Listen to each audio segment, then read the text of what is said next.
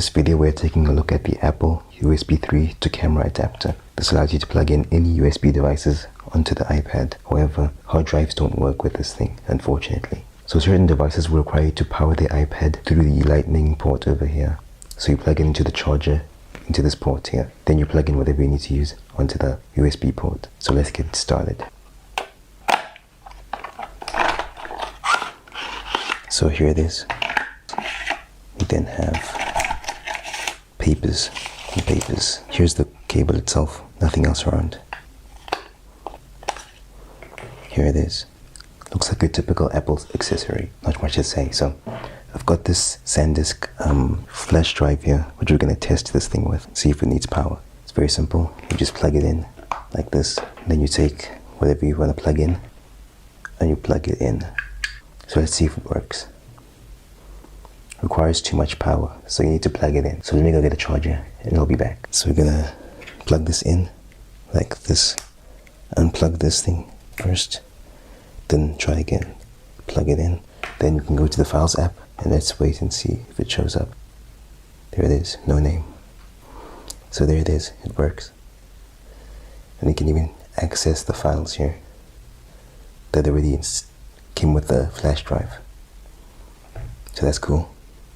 So next, I want to try this USB mouse that I got. I've got the USB mouse over here. It's from Sinatech and it's a USB powered mouse. So I want to see if it's going to work with the iPad since mouse support was recently added. So unplug the flash drive.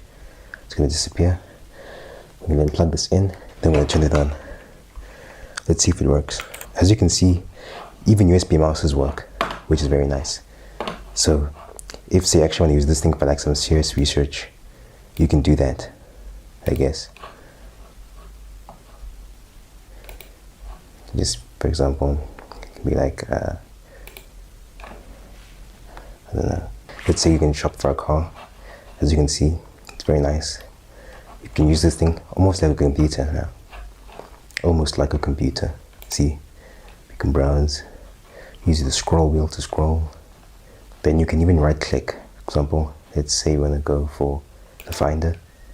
Oh, right click and then you have all these options show up.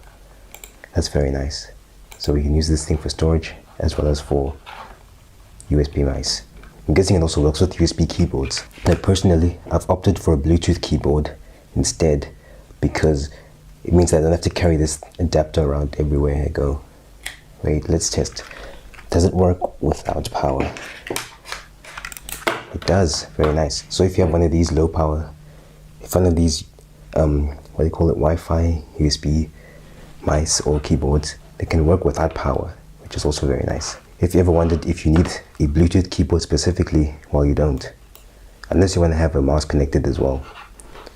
So there it is, it works, very nice. So you don't have to worry about spending extra for like a Bluetooth keyboard. Only the other thing around because it's so expensive. It's like 1,000 Rand. So a Bluetooth keyboard's better, honestly. So that's good. So that works as well. Now one thing I want to test as well is, will it work with my knockoff Apple Pencil?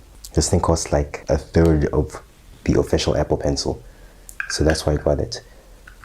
It takes very little power to charge. So I'm interested to see if it charges. And it charges, that's very nice.